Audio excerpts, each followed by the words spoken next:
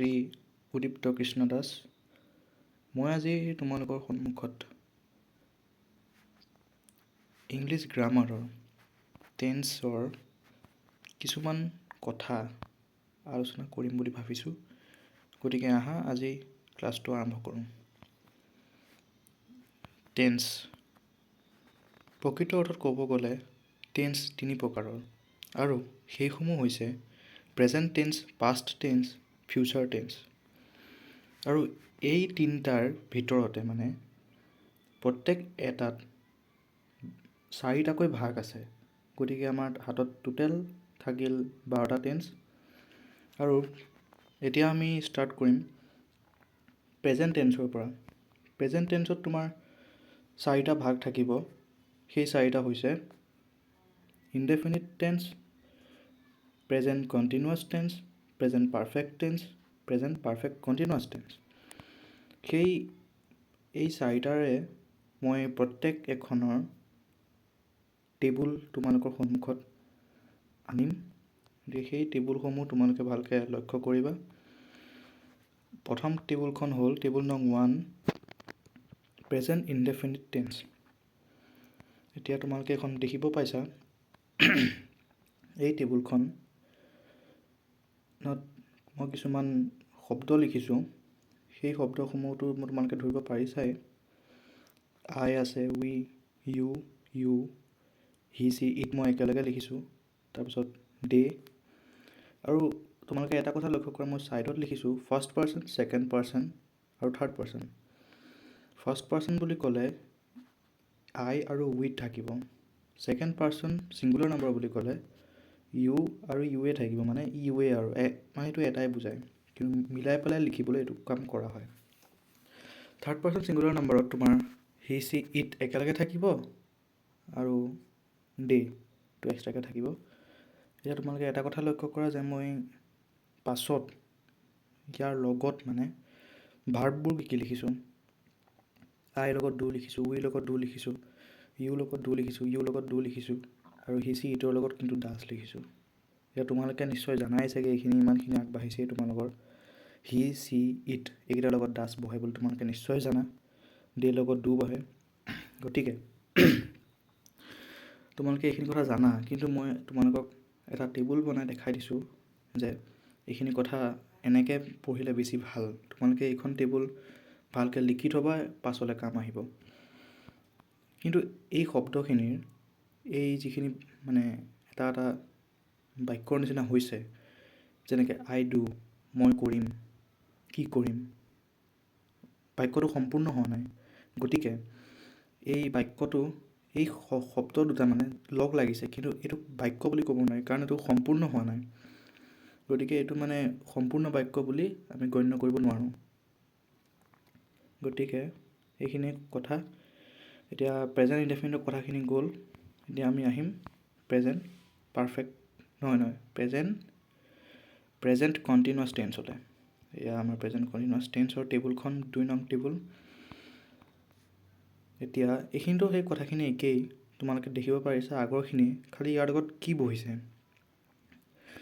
তোমালোকে দেখিছা first person singular নাম্বাৰত আইৰ লগত এম বহিছে, কিন্তু উইৰ লগত আৰ বহিছে। আকৌ ছেকেণ্ড পাৰ্চন ছিংগুলাৰ নাম্বাৰত ইউৰ লগত আৰ বহিছে আৰু ইউৰ লগত আৰে বহিব। থাৰ্ড পাৰ্চন ছিংগুলাৰ নাম্বাৰত হি, চি, ইট এই তিনিটাৰ লগত কিন্তু ইজ বহিছে। তাত তোমালোকে জানাই, ধৰা he is a boy, he is a বয়। এতিয়া তোমালোকেতো নক'বা ন হি এম এ বয় বা হি আৰ এ বয়। গতিকে হিৰ লগত সদায় ইছে বহে, মানে শুনিবলৈও ভাল লাগে আৰু তোমাৰ মানে ভাল লাগে আৰু কথাটো, যে তোমালোকে এইটো এনেকৈ ক'ব পাৰিবা। আৰু আই এম এ বয়, মই এটা ল'ৰা, আৰু তুমি নিজক কৈছা, গতিকে সেইকাৰণে আইৰ লগত সদায় এম বহিব। আৰু এতিয়া ধৰি লোৱা তুমি পঢ়ি আছা, এতিয়া তুমি ক'বা আই এম ৰিডিং নাও। গতিকে তুমি এটা কথা লক্ষ্য কৰিলানে, আই এম ৰিডিং নাও, আই এম ৰিড নাও নহয়। গতিকে আই এমৰ পাছত যোনটো মানে অবজেক্ট থাকিব, সেই অবজেক্টটোত ING লগ লাগিব। তোমালোকে এইটো কথা মন কৰিবা যে আই এম বা উই আৰ বা ইউ আৰ হওক বা হি, চি, ইট, বা ডে হওক, চবতে মানে ভাৰ্বৰ পাছত, বি ভাৰ্বৰ পাছত সদায় ING অবজেক্টত মানে ING লগ হ'বই। তোমালোকে সেইটো নাপাহৰিবা যে তোমালোকে আই এম ৰিডিংটো গৈ পেলাই আই এম ৰিড হ'লগৈ, তেনেকুৱা ভুল নকৰিবা। তোমালোকে সদায় আই এম ৰিডিং দিবা বা আই এম প্লেয়িং বা I am going to school, এনেকুৱা উদাহৰণ ধেৰ আছে, তোমালোকে নিজে চাই ল'বা। এতিয়া এখনো হ'ল। ইয়াৰ পাছত আমি যাম টেবুল নং 3, প্ৰেজেণ্ট পাৰফেক্ট টেন্স। ইয়াতো সেই কথাখিনি একেই, খালি তোমালোকে দেখিব পাৰিছা ফাৰ্ষ্ট পাৰ্চন ছিংগুলাৰ নাম্বাৰত আই হেভ আছে আৰু উই লগতো হেভেই আছে। ইউ আৰু ছেকেণ্ড পাৰ্চন ছিংগুলাৰ নাম্বাৰটো ইউ লগত হেভ আছে, ইউ লগত হেভ আছে। থাৰ্ড পাৰ্চন ছিংগুলাৰ নাম্বাৰত হি চি ইটৰ লগত খালি হেজ আছে। ইয়াত খালি এটাই লক্ষ্য কৰিবলগীয়া যে হি চিৰ লগত হেজ আছে, হি চি ইটৰ লগত হেজ আছে। গতিকে তোমালোকে হি চি ইটৰ লগত যে হেজ আছে, তোমালোকে এইটো কেতিয়াও ভুল নকৰিবা যে হি চি ইটৰ লগত তোমালোকে হেভ দিবা। হেভ দিলে বাক্যটো শুনিবলৈ বেয়া হ'ব আৰু হয়তো তোমাৰ মানে নিজৰ বা তোমাৰ বা আমাৰ প্ৰতি নুবুজায়, হয়তো তেওঁৰ প্ৰতি হ'ব লাগিব ন। গতিকে তেওঁৰ আছে নহয়, মানে তেওঁ সেইটো কাম কৰিছে, তেনেকুৱা হ'ব মানে কথাটো।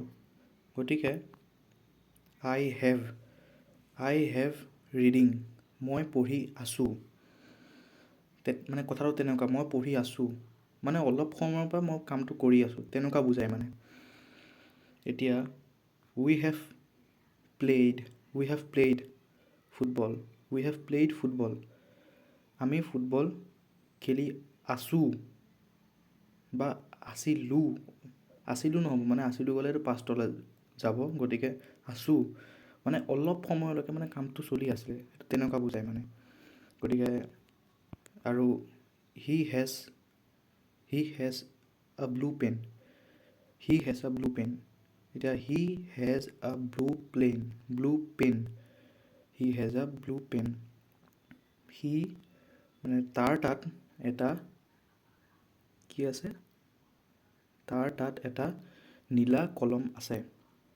এতিয়া তুমি এইটো এনেকৈ নাভাবিবা যে তাৰ তাত অলপ সময়লৈকে নীলা কলমটো আছিল, তাৰ তাত নীলা কলম আছেই, গতিকে হয়তো কোৱা হৈছে তেনেকৈ। খালি এইটো মই কোৱা কথাখিনি মানে তোমালোকে তেনেকৈ নুবুজিবা যে মই এটা কথাতে তোমালোকক থাকিব কৈছোঁ।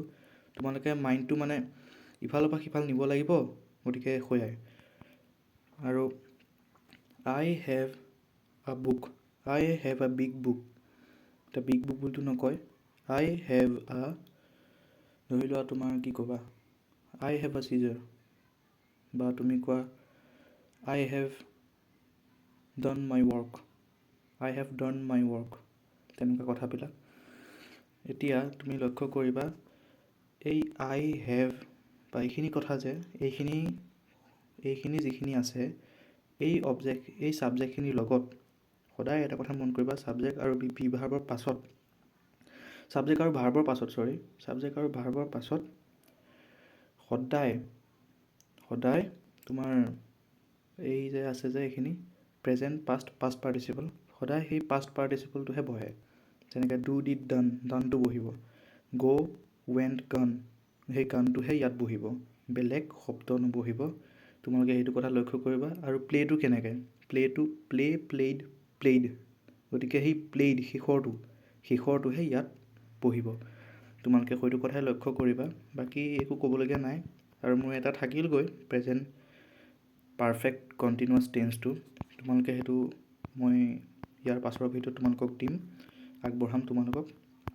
গতিকে ইমানতে আজি এই ভিডিঅ'টো সমাপ্ত কৰিছোঁ। আশা কৰিছোঁ তোমালোকে ভাল পাইছা, আৰু কিবা যদি ডাউট আছে তোমালোকে মোক কমেণ্ট ছেকশ্যনত ভালকৈ সুধিবা, নিশ্চিন্ত মনে সুধিবা। গতিকে ধন্যবাদ। চাই থাকা এক্সেল এক্সপ্ৰেছ